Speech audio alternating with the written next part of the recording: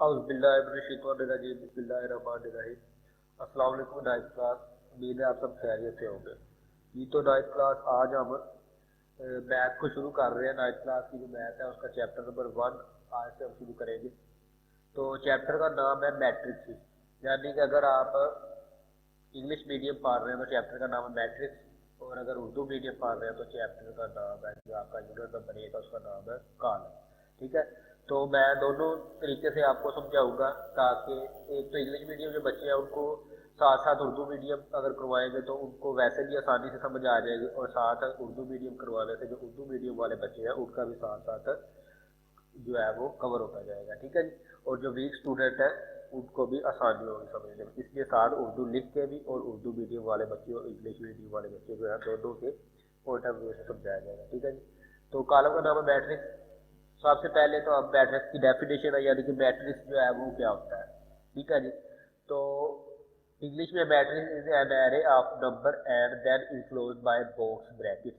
ये definition simple definition की गई है। बुक पे जो डेफिनेशन है वो थोड़ी सी इससे डिफरेंस है, लेकिन ये जो है ये इजी है। और दूसरा है कॉलम अदाद की एक खास तरतीब पर मुश्तमिल होते हैं जिन्हें मुरब्बा नुमा ब्रैकेट में बंद किया होता है, यानी कि ये जो मुरब्बा नुमा ब्रैकेट है इसके अंदर बंद किया हुआ, और ये इन अदाद को, और ये अदाद जो है एक खास तरतीब से लिखे हुए हैं, तो इस पूरी शक्ल को जो है वो कॉलम कहते हैं। ठीक है जी, अब वो तरतीब क्या देते हैं जी, ये जो अदाद है इनको इस तरफ से भी एक लाइन में लिखा गया है, ये बिल्कुल एक लाइन में है, और इस तरफ से भी एक लाइन में है। तो इनको ज़रा वो कर लेते हैं, मार्क कर लेते हैं इन लाइन को। तो ये देखें, ये ऐसे एक लाइन में है, और उसके बाद नीचे वाली भी ऐसे ही लाइन में है, और ये दूसरी तरफ से भी अगर करें तो ये ऊपर से नीचे को भी लाइन में ही मौजूद है। ठीक है जी, और तो इस शक्ल को हम कॉलम कहते हैं। ठीक है, कॉलम की आपने ये डेफिनेशन याद करनी है। कॉलम अदाद की खास तरतीब पर मुश्तमिल होते हैं जिन्हें मुरब्बा नुमा ब्रैकेट्स में बंद किया जाता है। और अगर आप बुक वाली जो है डेफिनेशन वो करनी है तो वो ये है जी, आपके पास उर्दू मीडियम वाले जो है उनकी ये है कॉलम की डेफिनेशन। कॉलम हकीकी दाग की मदद से एक मुस्ततीली बनावट, मसलन जो हकीकी दाग है उनको मसलन का है 0 1 2 3 4 वगैरह, इसकी जगह पर कोई भी आ सकता है। हकीकी दाग का है तो इसका मतलब माइनस वाले प्लस वाले भी कोई भी, और अगर आप दाद कहेंगे तो इसमें भी सब कुछ सारे दाद ही आ जाते हैं, सिर्फ दाद क्या है हकीकी दाद ना भी लिखेंगे तो। ठीक है, और इनकी नंबरों की मदद से बनावट है, यानी कि इनकी मदद से एक बनावट है, खास तरतीब है। ये देखिए ऊपर लिखी को ब्रैकेट में बंद कर दिया गया तो वो कॉलम कहते हैं।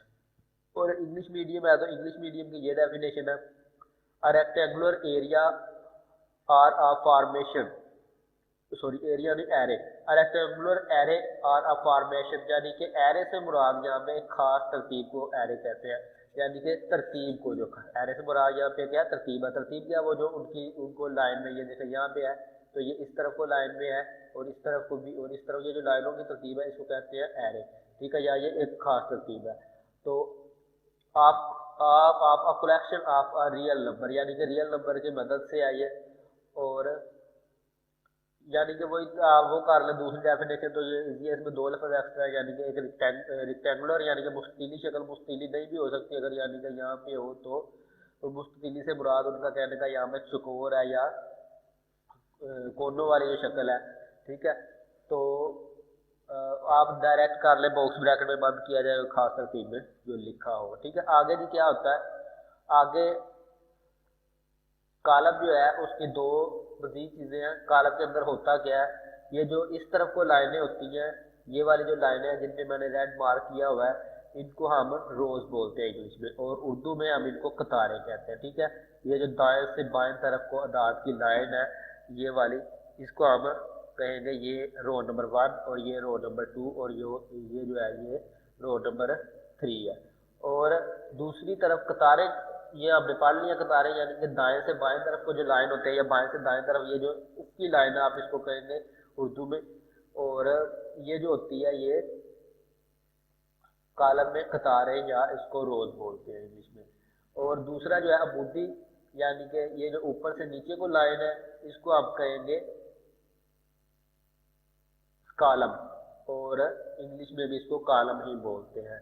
तो इस तरह अगर बताया पूछा जाए कि इस कॉलम में कितनी कतारें हैं, तो आपने गिन के ये बता देना जी इसमें 3 जो है वो कतारें हैं। और अगर कॉलम का पूछा जाए कितने कॉलम है इसमें, तो कॉलम जो है वो है 3 ही कॉलम है, ठीक है। कॉलम और कतारें कम या ज्यादा भी हो सकती है, यानी कि 2 कतारें 3 कॉलम, 3 कॉलम जो है 2 कतारें वगैरह वगैरह भी हो सकता है आपका, ठीक है। तो उनकी हम आगे डेफिनेशन कर लेते हैं जी कॉलम और कतारों की।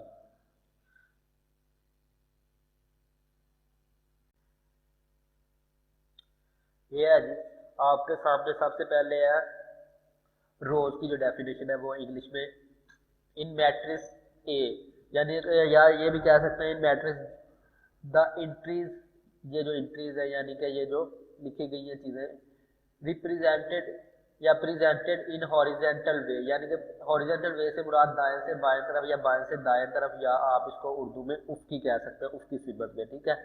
तो ये जो लाइन है इसका मतलब इंट्री से मुराद ये जो लिखे हुए अदाद है दाएं से बाएं तरफ या उफ़की सिमत में या हॉरिजेंटल जो लिखे हुए हैं अदाद, इनको या इस पूरी लाइन को हम रोज कहते हैं। In matrix the entries in matrix A the entries represented in horizontal way are called rows, ठीक है जी। तो इसमें ये देखिए उन्होंने मार्क किया हुआ है, ये जो है एक रो, ये है दूसरी रो, ये है, और उसके बाद एक रो जो है वो ये है, ठीक है जी। ये कॉलम है, ये देखिए ऊपर से नीचे को भी ये जो है ये तरतीब से लिखे हुए हैं और दाएं से बाएं तरफ भी तरतीब से लिखे हुए हैं। तो इसी तरह से हम ये भी कह सकते हैं कि किसी कॉलम में उर्दू में अगर है तो किसी कॉलम में जो है वो दाएं से बाएं तरफ लिखी हुई अदाद या अदाद की तरतीब को हम कतारें कहते हैं। और उसके बाद ये जो कॉलम की डेफिनेशन है इन मैट्रिक्स बी या in any matrix all the entries, यानी कि तमाम जो एंट्रीज की गई होती है या जो लिखी गई होती है प्रेजेंटेड जाहिर की गई होती है इन वर्टिकल वे, वर्टिकल वे से मुराद अमूदी सिमत में, अमूदी से मुराद ऊपर से नीचे या नीचे से ऊपर को, ठीक है। तो उसको हम जो है वो कहते हैं कॉलम कहते हैं। तो अब आपको पता चल गया होगा कि कॉलम और कतारें जो है वो किसको कहते हैं, या ये आपने ये डेफिनेशन है ये आपने याद कर लेनी है कॉलम की, और ये है जो है वो कतारों की रोज की, और जो है वो कॉलम की। और उसके बाद अगर उर्दू मीडियम में जाए तो उर्दू मीडियम में जो डेफिनेशन है वो है कॉलम और कतारों की जो डेफिनेशन है ये है कि कॉलम की कतारें और कॉलम का जो है वो कॉलम। तो कॉलम की बनावट या साथ को मजीद स्टार्ट करने के लिए इसके अरकान को उफ़की या रासी या अमूदी तरतीब को समझना भी जरूरी है, ठीक है जी। ये उसके बाद कॉलम की जो डेफिनेशन है कतार कहते हैं वो ये है, सामने कॉलम ए में अरकान या अंदराज की उफ़की बनावट यानी या साखत को कतार कहते हैं, ठीक है। ये आपकी उर्दू मीडियम की डेफिनेशन है, तो ये आपने उर्दू मीडियम के लिए कर ले दिया। कतार की जो है तारीफ वो है, और उसके बाद नीचे जो हमारे पास है वो कॉलम की तारीफ है, वो आपने इस तरह से इसको कर लेना है, ठीक है जी। तो इस लेक्चर में हम डेफिनेशन को यानी कि समझ रहे हैं, और नेक्स्ट जो हमारा लेक्चर होगा उसमें हम एक्सरसाइज नंबर 1.1 को करेंगे। तो ये इसलिए कर रहे हैं अगर आपको डेफिनेशन की समझ आ गई यानी कि उनको आपका कॉन्सेप्ट जो है वो अच्छी तरह से आप क्लियर कर लेंगे, तो वो जो है क्वेश्चन आप इजीली सोल्व करते जाएंगे, ठीक है। यानी कि पहले ही आपके क्वेश्चन सिर्फ सोल्व हो जाएंगे, आपको पहले यानी कि पहले ही समझ होगी, सिर्फ एक बार बताना पड़ेगा, तो सारे क्वेश्चन आप खुद ब खुद जो है वो सोल्व कर सकेंगे, ठीक है। और इसी तरह से ये कॉलम की जो है कॉलम उनकी डेफिनेशन है। तो किसी कॉलम का कह लें या कॉलम बी में अरकान या अंदराज की राशि या अबूदी बनावट या साख को कॉलम कहते हैं, ठीक है जी। ये ऊपर से नीचे को जो होते हैं इनको आपने यार ऊपर से नीचे या नीचे से ऊपर को जो लाइन होती है तरतीब होती है इसको कॉलम कहते हैं, और दाएं से बाएं को कॉलम कहते हैं, सॉरी कतारें कहते हैं। अब नेक्स्ट डेफिनेशन की तरफ चलते हैं। कॉलम का मर्तबा या ऑर्डर ऑफ मैट्रिक्स। तो मर्तबा क्या होता है यानी कि या ऑर्डर ऑफ मैट्रिक्स क्या होता है, इसमें जो हमारे जो मैट्रिक्स है इनकी कतारों और कॉलमों की तादाद से हम इस कॉलम का मर्तबा लिखते हैं, यानी कि जितनी उसमें कतारों की तादाद होगी, यानी कि जिस तरह से इस कॉलम में देखें हम अगर कहें तो इसमें जो है वो कतारों की तादाद देखिए 1, 2 और 3 है, ठीक है। और कॉलमों की तादाद भी 1, 2 और 3 है। कतारों और कालमों का आपको पता चल गया है कि ऊपरी लाइनों को कतारों और अमूदी लाइनों को जो है वो कालम कहते हैं, ठीक है। तो इसको हम इस तरह से लिखेंगे, यानी कि कतारों की तादाद को पहले और बाय और कालमों की तादाद इस तरह से।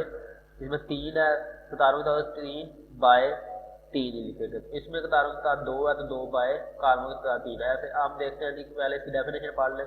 The number of rose and column in a matrix specifies it's order, यानी कि ये जो कतारों और कालमों की तादाद होती है ये जो है ये कालम के मर्तबे का तयन करती है। इफ अ मैट्रिक्स एम, यानी कि अगर कोई भी कालम फर्ज करे उसका नाम एम है या कोई और भी हो सकता है, हैज एम रोज, एम से मुराद कोई भी फर्जी नाम है 2 3 4, यानी कि एम है जो उनकी तादाद है वो एम है, एंड एन रोज जो कालम एन कालम यानी कालम की तादाद जो है वो एन है, then M is said to be of order M by N, यानी कि जो एम का जो ऑर्डर होगा वो एम बाय एन हम लिखेंगे। तो इनका हम नीचे मिसाल की मदद से हम इसमें लिखते हैं। तो इसको सबसे पहले हमने लिखना होता है जी कालम ए का अगर लिखे तो इसमें मैं बता दूँ आपको, इसमें ये देखें एक तो कतार होगी ये, और उसके बाद दूसरी कतार जो है वो इसमें ये है, मैं अगर अलग अलग करके आपको, और उसके बाद तीसरी कतार जो है वो इसमें ये है, ठीक हो गया। तो उसके जो है कतारों की कतार हम लिखेंगे तो वो जी है इसमें 3 है। तो यहाँ पे हम लिख देंगे number of rows is equal to 3, और उसके बाद हम इसी तरह से देखेंगे कि इसमें कालम कितने हैं। तो कालम जो है एक कालम इसमें ये पहली यानी कि ऊपरी लाइन है ऊपर से नीचे की तरफ, तो सॉरी अमूदी लाइन है, और उसके बाद दूसरी जो है वो इसमें ये लाइन है, और तीसरी जो है वो ये लाइन है। तो इस तरह हम गिन लेंगे, यानी कि 1 2 और 3, या वैसे आप 1 2 और 3 लाइनें हैं इसमें ऊपर से नीचे को, यानी कि इसके 3 कालम है। यहाँ पे हम लिख देगा number of column is equal to 3, number of column is equal to 3। और इसी तरह से हम इसके लिख देंगे ऑर्डर ऑफ मैट्रिक्स ए, या order of A is equal to 3 by 3, यानी कि पहले कतारों की तादाद हमें लिखे number of rows by number of column. तो नंबर ऑफ रोज जो है वो है 3 और नंबर ऑफ कॉलम जो है वो भी हमारे पास 3। तो यहाँ पे हम लिखेंगे order of A is equal to order of A is equal to, तो यहाँ पे हम लिख देंगे 3 बाय 3। इस तरह से आप किसी भी कॉलम का जो है वो ऑर्डर लिखते हैं। ये आपके आगे एक्सरसाइज जो आएगी 1.1 उसमें ये क्वेश्चन नंबर 1 जो है वो इसमें तो उसके पार्ट होंगे 6 या 7 या 5, तो उनमें आपको यही लिखने को कहा होगा ऑर्डर ऑफ मैट्रिक्स। तो इस तरह से आपने ये डेफिनेशन तो याद करनी है, एग्जामिनेशन में डेफिनेशन भी आती है, उसकी एग्जाम्पल देनी होती है, और आपको क्वेश्चन भी आ सकता है, उसको सोल्व करना होता है, या ये एमसीक्यूज में आ सकता है। डेफिनेशन में कोई पॉइंट यानी खाली जगह फिलिंग द ब्लैंक्स में से छोड़ दो, उसके ऑप्शन दिए जा सकते हैं, या फिर कोई कॉलम देकर कोई मैट्रिक्स आपको लिखा होगा और उसका ऑर्डर पूछा होगा, उसके नीचे ऑप्शन दिए होंगे, या आपको ये शॉर्ट क्वेश्चन में भी आ सकता है, ठीक है। इसलिए इसकी आपने डेफिनेशन भी याद करनी है, और आपको ये तो समझ लगी होगी कि हमने किस तरह से इनका जो है वो ऑर्डर हम लिखते हैं। तो इसका अब हम इसी तरह से ऑर्डर लिख लेंगे। तो यहाँ पे इसमें जो है वो देखें नंबर ऑफ रोज, रोज ये जो है सीधी लाइन दाएं से बाएं तरफ वो है, तो यहाँ पे हम लिख देंगे number of rows is equal to, इसमें है 2, तो यहाँ पे वो लिख देंगे हम। तो उसके बाद नंबर ऑफ कॉलम जो है वो इसमें है, जैसे तो ऊपर से नीचे को जो लाइनें हैं वो इसकी भी 3 है, तो इसको हम लिख देंगे number of column is equal to 3, ठीक है जी। अब हम इसका ऑर्डर लिखेंगे, तो इसका ऑर्डर जो होगा वो होगा ऑर्डर ऑफ बी, यानी कि अब हमने बी का ऑर्डर लिखना है, तो बी का ऑर्डर जो यहाँ पे हम लिखेंगे वो होगा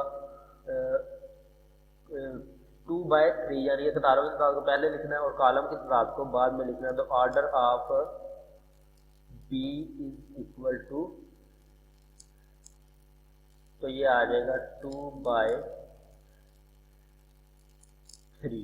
आई होप आपको इसके अंडरस्टैंड जो है वो हो गई होगी कि आपने किस तरह से किसी भी कॉलम का या किसी भी मैट्रिक्स का ऑर्डर लिखना है, या इसको आप उर्दू में मर्तबा कहते हैं, वो आपने कैसे लिखना है। तो सी का भी आपने ऐसे ही लिख लेना है। तो इसी तरह से यानी कि जब क्वेश्चन आएगा तो वो करना ये आपने एक एग्जांपल दे दिया, और अब हम नेक्स्ट जो है डेफिनेशन उसकी तरफ चलते हैं। नेक्स्ट जो है हमारे पास इक्वल मैट्रिक्स, यानी कि इक्वल मैट्रिक्स की जो है डेफिनेशन है, इक्वल मैट्रिक्स 2 कॉलम जो है वो मुसावी कब होते हैं, इक्वल कब होते हैं। लेट ए एंड बी, यानी कि कोई भी 2 कॉलम फर्जी नाम उनका रख लें ए और बी, टू मैट्रिक्स, दो कॉलम है, then A is said to be equal to B, यानी कि ए जो है वो बी के इक्वल कहलाया जा सकता है, and denoted by A is equal to B, यानी कि उसको हम A is equal to B इस तरह से लिख सकते हैं इफ, यानी कि अगर ये उसमें ये दो शराइत जो हैं, दो चीज़ें जो है वो पाई जाएं। The order of A and B of the order of A and the order of B is equal, यानी कि ए का जो ऑर्डर है वो बी के ऑर्डर के इक्वल हो, यानी कि दोनों का मर्तबा सेम हो। मर्तबे से मुराद यही है कि दोनों में कतारें भी उतनी, कतारों की तादाद भी बराबर हो और कालमों की तादाद भी बराबर हो। अगर इसमें 3 कतारें तो दूसरे में भी 3 होनी चाहिए। इसी तरह से अगर एक में 3 कालम है तो उसी तरह से दूसरे में भी 3 कालम होनी चाहिए।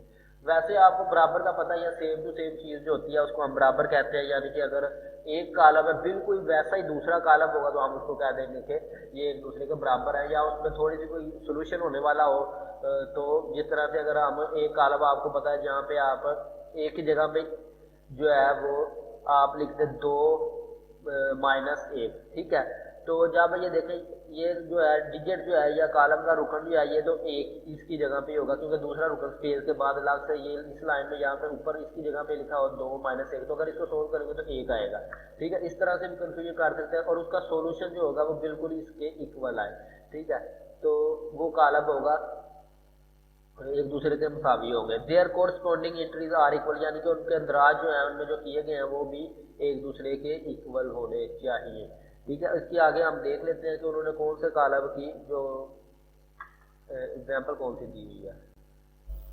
देखिए यहाँ पे एग्जांपल दी गई है बुक पे, ए इज इक्वल टू, तो ये आपके पास मैट्रिक्स है, पहला रुकन 1 है, यानी कि पहली कतार का पहला रुकन जो है या पहले कॉलम का पहला रुकन आप इस तरफ से भी देख सकते हैं और इस तरफ से देख सकते हैं, वो 1 है और दूसरा 3 है, और इधर एक की जगह पे 1 होना चाहिए और 3 की जगह पे 3 होना चाहिए। देखिए एक की जगह पे तो 1 है, 3 की जगह पे उन्होंने लिखा हुआ है 2 जमा 1, तो 2 जमा 1 किसके बराबर होगा 3 के, ठीक है। इसी तरह इधर -4 है तो -4 की जगह पे -4 ही है, और इधर 2 है तो 4 - 2 लिखा हुआ है उसकी जगह पे, तो 4 - 2 करेंगे तो ये 2 ही आएगा, तो इसका मतलब ये जो है एक दूसरे के इक्वल है, ठीक है जी। अब हमारा नेक्स्ट क्वेश्चन है जी एक्सरसाइज नंबर जो है वो 1.1, उसको सोल्व करते हैं। Find the order of the following matrix, जो अभी आपको मैंने क्वेश्चन करवाया है जी, find the order of following matrix, तो उसी तरह से आपने करना है। अब हम कॉलम का जो है वो करके दिखा देते हूँ आपको, तो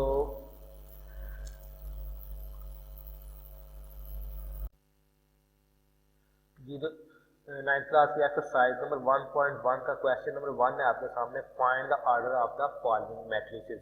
मैट्रिसेस जो है वो मैट्रिक्स की जमा होती है, यानी कि आप इसको मैट्रिसेस को ज्यादा मैट्रिक्स हो तो उनको आप मैट्रिसेस कहते हैं। अब हमने इनका ऑर्डर मालूम करना, find the order of the following matrices. तो ऑर्डर आपको पीछे डेफिनेशन क्लियर करवा दिया, उसमें ऑर्डर मालूम करने का तरीका भी बता दिया, यानी कि आपने इसमें देखना नंबर ऑफ रोज, रोज आपको बता दिया कि ये जो सीधी लाइनें होती हैं दाएं से बाएं तरफ, इसमें ये जो जितनी लाइनें होती हैं वो नंबर ऑफ रोज यानी कि उतनी उनकी तादाद, और ये जो ऊपर से नीचे को लाइनें होती हैं इनको आप कॉलम बोलते हैं। तो इसमें 2 कॉलम है और इसमें 2 ही रोज हैं, तो आप इसको नंबर ऑफ यानी कि रोज इसमें है 2 और नंबर ऑफ कॉलम जो है इसमें वो है 2। तो हम इसका जो ऑर्डर ऑफ मैट्रिक्स ए लिखेंगे वो लिखेंगे 2/2, ठीक हो गया। इसी तरह से हम अगला क्वेश्चन करेंगे, तो ये है हमारे पास क्वेश्चन नंबर बी। तो इसमें भी आप देखें ये जो इस तरफ को दाएं से बाएं लाइनें हैं, एक ये है और एक ये है, तो 2 लाइनें हैं। नंबर ऑफ रोज जो है नंबर ऑफ यानी कि कतारों की तादाद जो है वो इसमें 2 है, और कॉलम जो है ऊपर से नीचे को जो 2 लाइनें हैं वो भी 2 ही हैं, तो column of number of column जो है वो भी 2 है। तो इसका भी हम जो है ऑर्डर वो भी ऐसे ही लिखेंगे 2/2 के, ठीक है जी।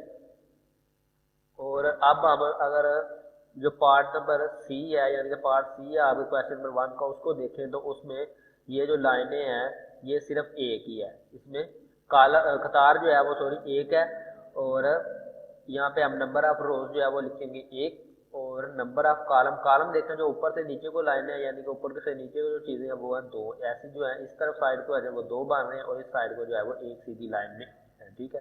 तो नंबर ऑफ कॉलम जो है वो इसमें है 2, तो इसका हम ऑर्डर जो है वो लिखेंगे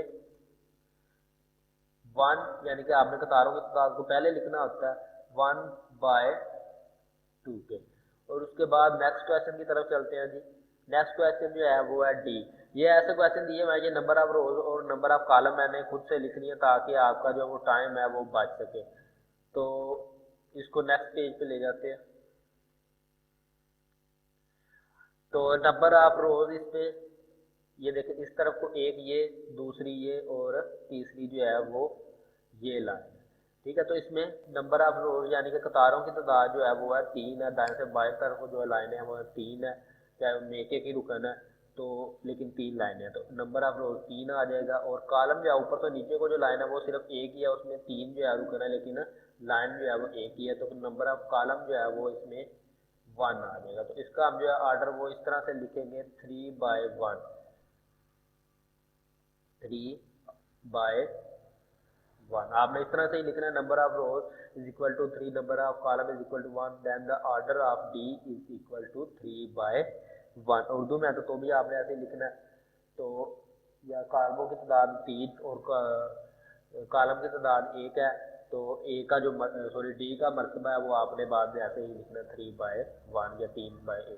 ठीक है, तो इस तरह से क्वेश्चन जो है ई उसकी तरफ चलते हैं। तो वो इसमें देखें नंबर ऑफ रोज जो है, ये जो लाइन है कतारें 1 और 2 और 3 है, तो रोज के जो नंबर हैं या कतारों की जो तादाद है इसमें वो 3 है। और कॉलम के ऊपर से नीचे को लाइनें हैं वो जो है 2 है, तो कॉलम की तादाद इसमें कितनी है, 2 है।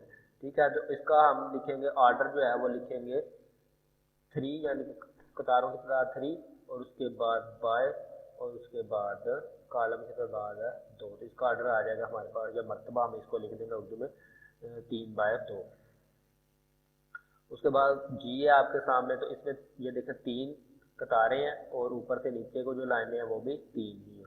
ठीक है, तो इसका हम लिखेंगे नंबर ऑफ रोज जो है वो भी 3 लिख देंगे और नंबर ऑफ कॉलम भी 3 लिख देंगे, और इसका जो है हम ऑर्डर या मरतबा जो है वो लिखेंगे 3/3 पे। उसके बाद जी और एच लास्ट क्वेश्चन है, लास्ट पार्ट है इस क्वेश्चन का, तो वो है इसमें नंबर ऑफ रोज जो है यानी कि ये जो लाइनें हैं दाएं से बाएं तरफ ये जो लाइन है ये सीधी लाइन एक और ये जो है ये दूसरी, तो 2 लाइनें हैं। नंबर ऑफ रोज जो है वो इसमें 2 है और कॉलम जो है वो इसमें ऊपर से नीचे को जो है 1 2 और ये तीसरी लाइन ये है, तो इसमें कॉलम है 3। तो इसको हम लिख देंगे order of H is equal to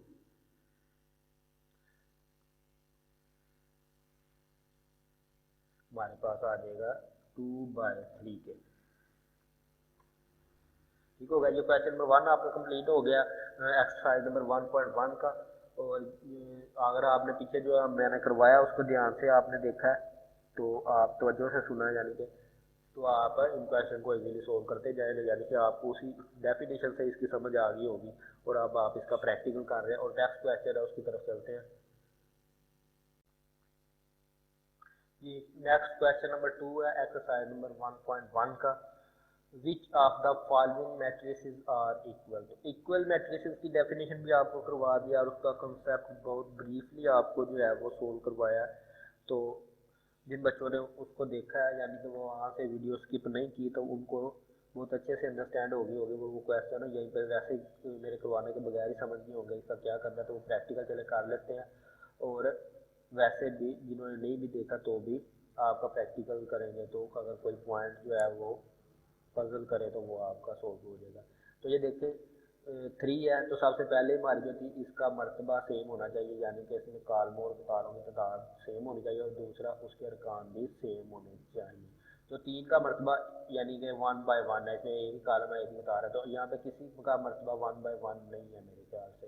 इसका देखिए 1/2 है, इसका है 1/1। ठीक हो गया, तो ये देखें क्योंकि ये दरमियान में माइनस का साइन है, अगर स्पेस दे के थोड़ा सा आगे जाके -2 लिखा होता तो फिर होना था 5 जो है वो पहला रुकन होना था कतार में और -2 जो है वो दूसरा होना था, लेकिन ये 5 - 2 लिखा हो, 5/2 करेंगे तो ये हो जाएगा 3। ठीक हो गया, तो यहाँ पे यानी कि ए और सी जो है ये एक दूसरे के इक्वल है, तो यहाँ पे हम लिख देंगे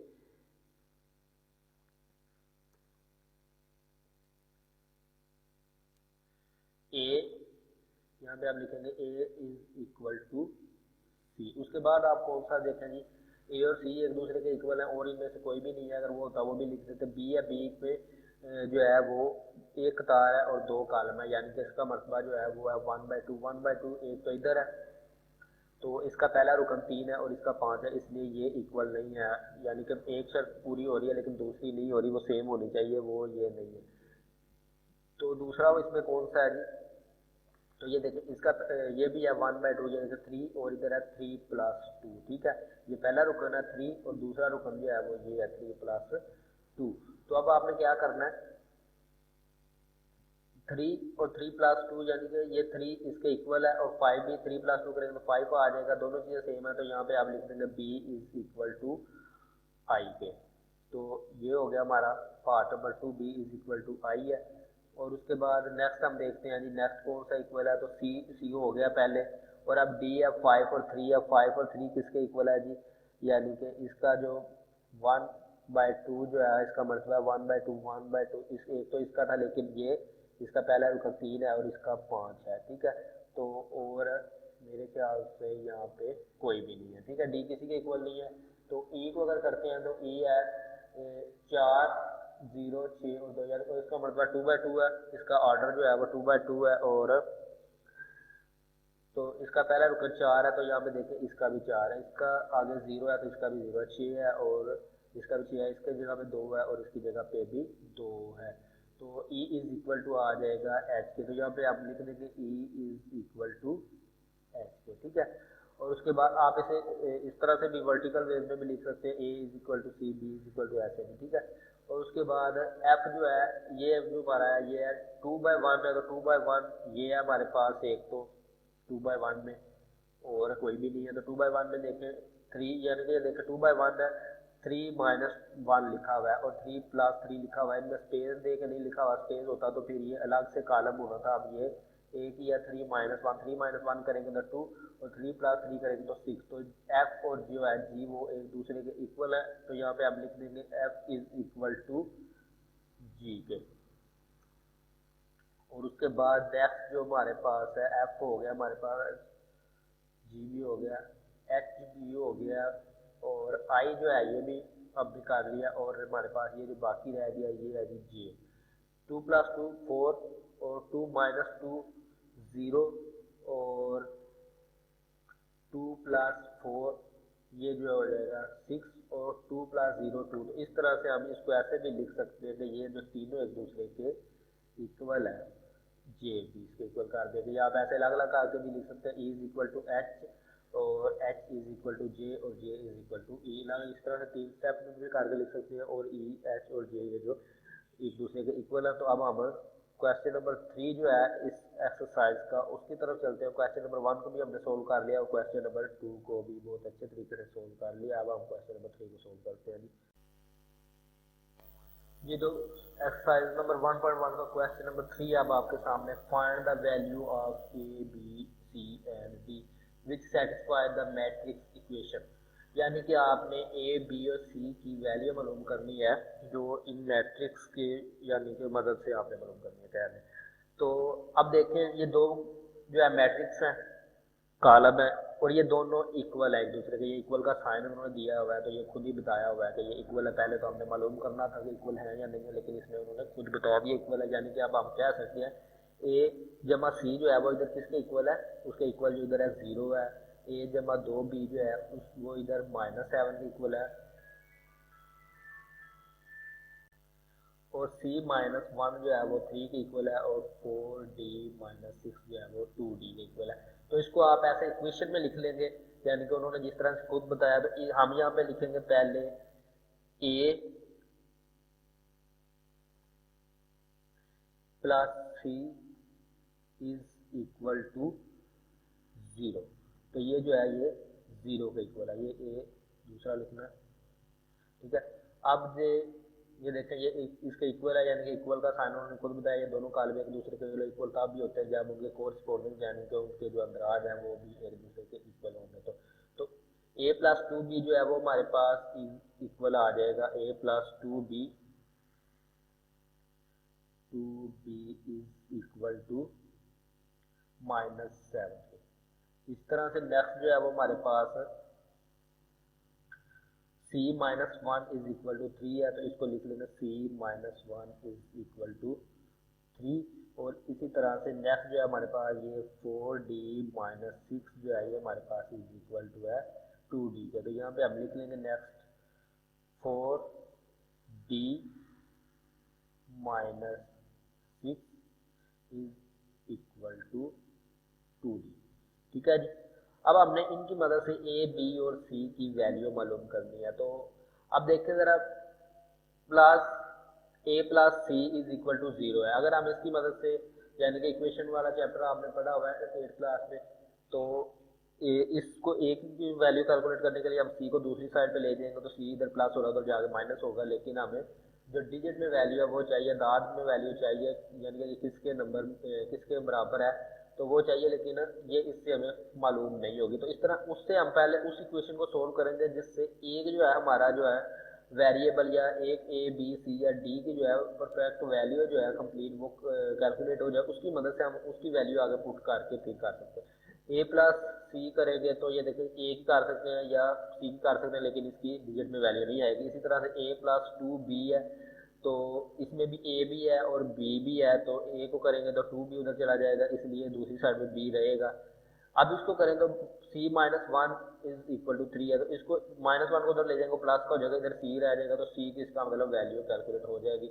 और इसकी भी जो है 4d is equal to minus six plus 4d minus six is equal to 2d। तो इसकी वैल्यू भी जो है वो कैलकुलेट हो सकती है। तो सबसे पहले हम इक्वेशन नंबर थ्री की, इनको पहले नाम दे लेने आपने, इक्वेशन नंबर 1 2 और 3 इस तरह से।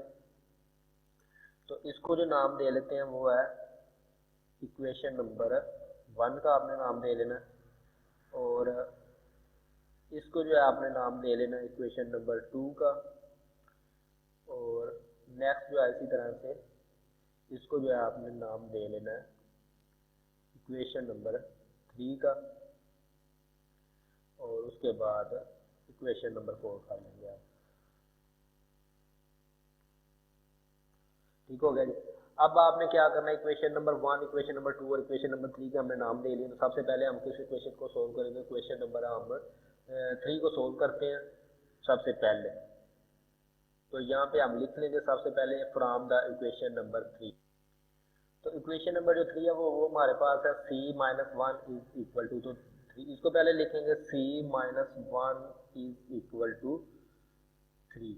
अब हमने क्या करना है, सी की वैल्यू मालूम करनी है। तो सी की वैल्यू मालूम करने के लिए हमें सी को इधर रख लेंगे और माइनस वन जो है ये दूसरी साइड पे ले देंगे, तो ये हमारे पास आ जाएगा सी इज इक्वल टू 3 पहले से ही है ये वाला, और ये वाला जो हमारे पास माइनस वन है इधर आगे प्लस का हो जाएगा, तो इसको कर लेंगे सी प्लस वन, तो सी इज इक्वल टू हमारे पास आ जाएगा 4 के। ठीक हो गया। इस तरह से हम सी इज इक्वल टू 4 लिख लेंगे।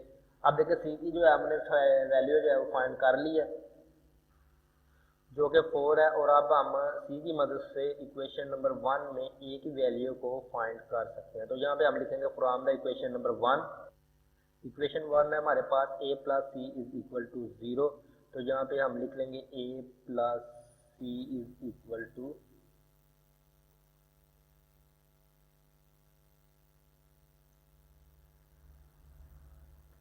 0 के। अब हमने क्या करना है, यहाँ पे लिखना है पुटिंग द वैल्यू ऑफ सी, ये आपने लिख लेना, मैं नहीं लिख रहा क्योंकि टाइम बच जाएगा और वीडियो ज़्यादा लंबी नहीं होगी इसलिए। तो A plus C is equal to 0 आपने लिखना है putting the value of C, C की वैल्यू क्योंकि हमारे पास 4 है, तो यहाँ पे आप लिखेंगे ए और प्लस सी की जगह पे उसकी वैल्यू लिख लेंगे, वो है 4, और इज इक्वल टू 0 है, तो पहले 0 को लिखेंगे, उसके बाद नेक्स्ट हम करेंगे ए इज इक्वल टू,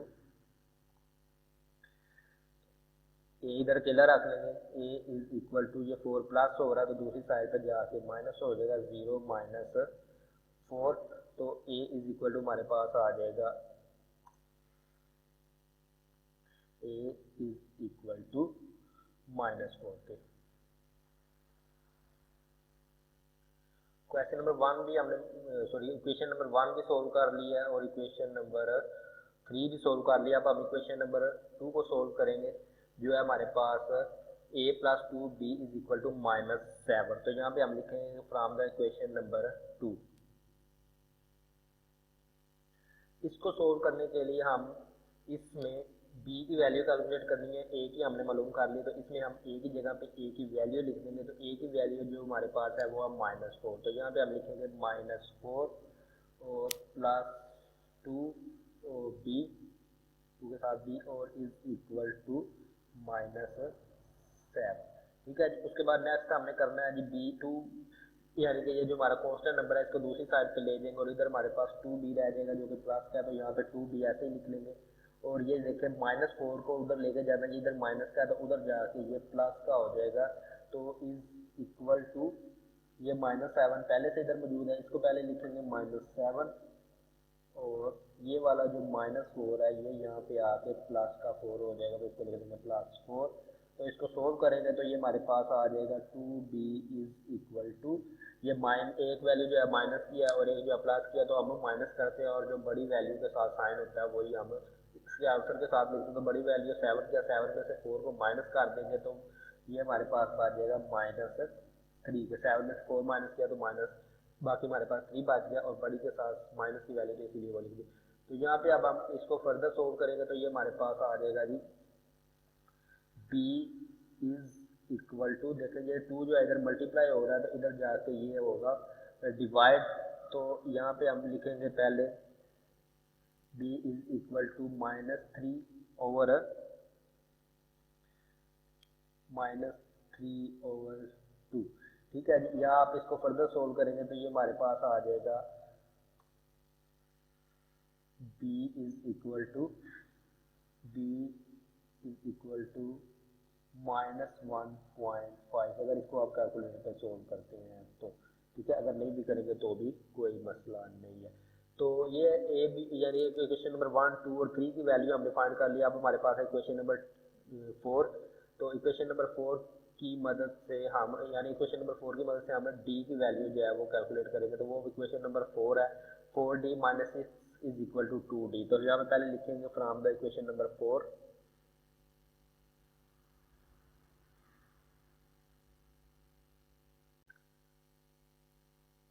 अब इक्वेशन नंबर 4 है तो इसको हम यानी कि इसमें किसी की भी वैल्यू पुट नहीं करनी पड़ेगी, तो इसकी मदद से ही हम इसको सोल्व कर सकते हैं। तो यहाँ पे हमने करना क्या है 4d - 6 एक साइड पे इक्वल की और 2d जो है वो एक साइड पे है। तो यहाँ पे हमने करना क्या है जी कांस्टेंट नंबर जो है उनको एक साइड पे ले जाना होता है और वेरिएबल नंबर जो होते हैं उनको दूसरी साइड पे ले आना होता है। तो अब हमने क्या करना है, ये जो है 6 ये कांस्टेंट नंबर है इसको इक्वल की दूसरी साइड पे ले जाएंगे, यानी कि डी वाली वैल्यू या डी के साथ जो कोफिशिएंट लिखे हुए हैं या डी वाले उनको इस साइड पे ले आएंगे और जो डी के बगैर है यानी कि जो अकेले नंबर है उनको दूसरी साइड पे ले जाएंगे। तो पहले मैंने क्या करना है, पहले -6 को उधर ले जाता हूँ। तो यहाँ पे लिखूंगा 4d और इज इक्वल टू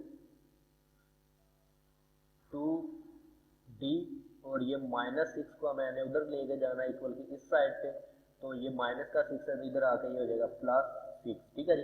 अब मैंने क्या करना है, ये देखें ये 4d है और ये 2d है यानी दोनों को एक साइड पे कर लेंगे। तो ये 4d को इधर पहले से मौजूद है इसको पहले लिखेंगे और ये जो है 2d इसको इधर ले आएंगे, इधर ये प्लस का तो इधर आके ये माइनस का होगा। तो मैं लिखूंगा यहाँ पे जो पहले 4d और ये 2d प्लस का तो इधर का आके ये जो है माइनस का हो जाएगा। तो यहाँ पे लिखूंगा -2d और इज इक्वल टू हमारे पास ये आ जाएगा 6 के। तो अब अगर फर्दर सोल्व करेंगे 4d में से 2d को माइनस करेंगे तो 4 में से 2 को माइनस करें तो हमारे पास बाकी बच जाएगा 2d और इज इक्वल टू ये हमारे पास आ जाएगा 6 के। आगे हमने इसको सोल्व करना है तो ये जो 2 है d के साथ मल्टीप्लाई हो रहा है तो इसको इधर ले आएंगे तो ये इधर आगे डिवाइड हो जाएगा। जब 2 इधर जाएगा तो बाकी हमारे पास इधर रह जाएगा d अकेला, तो d हमारे पास इधर बच गया। तो d इज इक्वल टू 6 पहले से मौजूद है उसको लिखेंगे और ये 2 जो है ये इधर मल्टीप्लाई हो रहा है तो इसको इधर लाके डिवाइड कर देंगे, इनके बटे के नीचे लिख देंगे d आ जाएगा 6/2 के। अब नेक्स्ट इसको सोल्व करेंगे तो ये कैंसिल हो सकता है 2 1 2 2 3 6, तो d इज इक्वल टू हमारे पास आ जाएगा 3 के। ठीक है जी। ये हमारे पास वैल्यू जो है मालूम कर लिया हमने a की, b की, c की, d की। तो a की जो वैल्यू है वो -4, उसके बाद c की वैल्यू है 4 और b की वैल्यू जो है वो है -3/2 या 1.5। ठीक है जी। तो यहाँ पे पहले लिख लेते हैं so the value of A B and C. तो यहाँ पे लिख लेते हैं सो, तो यहाँ पे वैसे लिख लेते हैं सो ए इज इक्वल टू, ए हमारे पास जो है वो है इक्वल -4 के। तो यहाँ पे ए इज इक्वल टू आ जाएगा -4, उसके बाद बी इज इक्वल टू आ जाएगा -3/2 या -1.5 कर लें।